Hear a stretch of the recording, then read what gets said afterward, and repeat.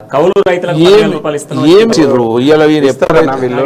ఇప్పుడు ఫార్మర్స్ కి ఇప్పుడు సునీల్ అన్న గారు కానివ్వండి, క్రాంతి గారు కానీ ఆవేదన పొందుతున్నారు. ఎందుకు అంటే రైతులకు రుణమాఫీ చేయమని. ఈయన ఏమన్నాడు తెలుసా సీఎం గారు, అన్ సీజన్ రెయిన్స్ వల్ల పంట నష్టం అయింది కదా కరీంనగర్ లో, ఖమ్మంలో. హామీ ఇచ్చాడు 10,000 రూపాయలు ఎకరకని. అవి కూడా వస్తాయి. ఎప్పుడు వస్తాయి తెలుసా అన్నగారు? ఎలక్షన్ కి వారం రోజుల ముందు వస్తుంది.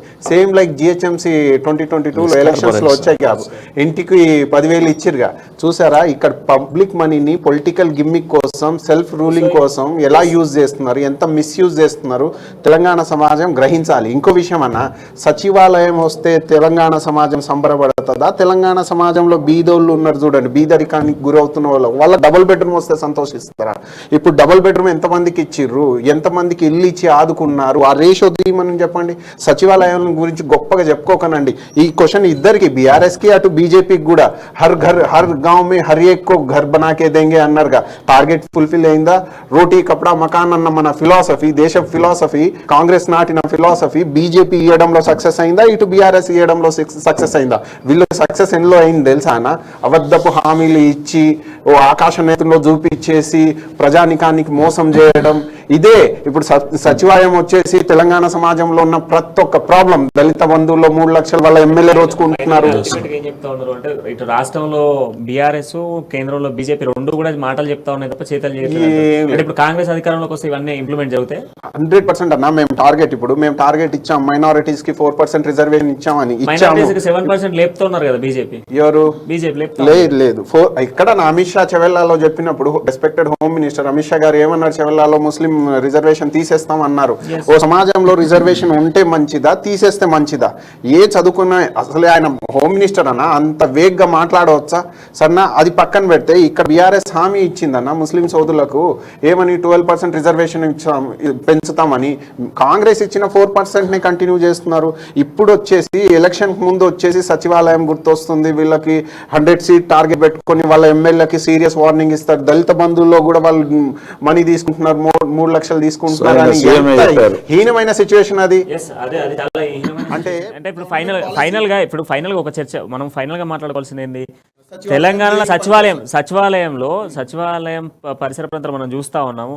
ఒకవైపు హుసేన్ సాగర్ హంగులు, మరోవైపు మనం చూస్తే అమరవీరుల స్తూపాలు, మరోవైపు చూస్తే డాక్టర్ బిఆర్ అంబేద్కర్ గారి విగ్రహం మనం చూస్తా ఉన్నాం. వీటన్నిటి నడుమ కూడా ఒక కొత్త ప్లేస్ అంటే హైదరాబాద్ అంటే చార్మినార్ అనేది చాలా ఫేమస్. ఇప్పుడు హైదరాబాద్ అంటే ఫస్ట్ అందరికి గుర్తొచ్చే చార్మినార్. అట్లాంటి చార్మినార్ ప్లేస్లోనూ చార్మినార్ని కూడా మైమర్పించే విధంగా తెలంగాణలో సచివాలయం నిర్మిస్తున్నామని చెప్పేసి అంటున్నారు. సో అది వాస్తవా? గారు ఇక్కడ గ్రాండ్ గా సచివాలయం కట్టడం, 125 ఫీట్ స్టాచ్యూ పెట్టడం, రెస్పెక్టెడ్ అంబేద్కర్ గారిది, హుసేన్ సాగర్ ని గొప్పగా చూపించడం అది గొప్పనా? పేదరికం నుంచి జనాభాని పైకి తీసుకురావడం గొప్పనా? ఇన్ఫ్లేషన్ తక్కువ చేసి గ్యాస్ సిలిండర్ రేట్లు బీజేపీ తగ్గించి మళ్ళీ 500కి ఇవ్వడం గొప్పనా? లేకపోతే ఓబీసీ సమాజానికి, ఎస్సీ ఎస్టీ సమాజానికి ఆ సబ్ ప్లాన్లు ఏవైతే ఉన్నారో తీసేశారో ఆ టార్గెటెడ్ పాలసీస్ మళ్ళీ అందించడం గొప్పనా? ఈ అంగరంగ వైభోగాలు ఎవరికన్నా? ఇది మెట్రోపాలిటన్ లో ఉన్న మన హైదరాబాదీస్కే. అక్కడ ఎకనామికల్లీ వీకర్ సెక్షన్ ఎవరైనా చూస్తే హార్డ్లీ 30% ఉంటారు, కానీ ఊర్లలో ప్రతి ఒక్కరు ఎకనామికల్లీ వీకర్ సెక్షన్.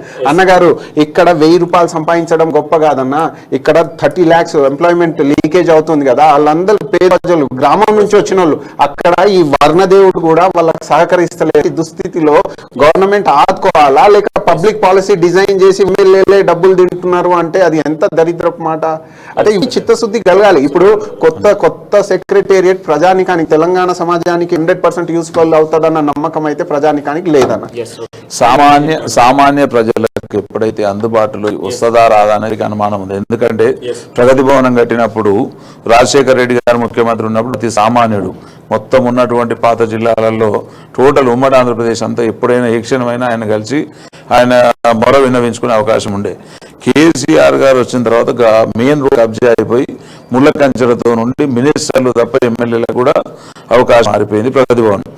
నాకు ఏం ఆందోళన వ్యక్తం చేస్తున్నా బీజేపీ తరఫున అంటే 100% రేపు సామాన్యునికి ఈ కొత్త సచివాలయంలోకి ఎంట్రీ ఉండదు. కేవలం ఇవాళ భూమి పూజ చేసినాడు అంబేద్కర్ భవన్ అని శంకుస్థాపనలో పేరు పెట్టలే. మొన్న ఏదో ఓట్ల జిమ్మి కోసం అని చెప్పేసి దానికి పేరు పెట్టినందుకు నిజంగా కేసీఆర్ గారికి ధన్యవాదాలు.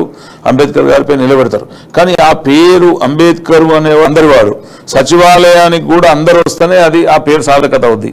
కాకపోతే చెట్టు పేరు చెప్పి కాయలు అమ్ముకుంటా అంటే కుదరదు. రెండోది మేము ఏమంటున్నాం అంటే వీళ్ళు సెక్రటరియట్ కట్టిరు, నిజంగా మన కిరీటంలో తెలంగాణ కిరీటంలో అదొక మంచి డైమండ్ అనుకుందాం. కాకపోతే ఇవాళ నాకు ఆకలి అవుతుందండి. నాకు బంగారు పల్లెంలో అన్నం పెడితే నేను తినలేను, మట్టి పాత్రలు వేస్తే కూడా నేను అన్నం తింటాను, నాకు కడుపు నింపాలి. సో ప్రజల పాలన అనేది ఆ రకంగా లేదు. ఈ బంగారు పల్లెల్లో అన్నం పెట్టడం అనేది జరగదు, అది కాదు.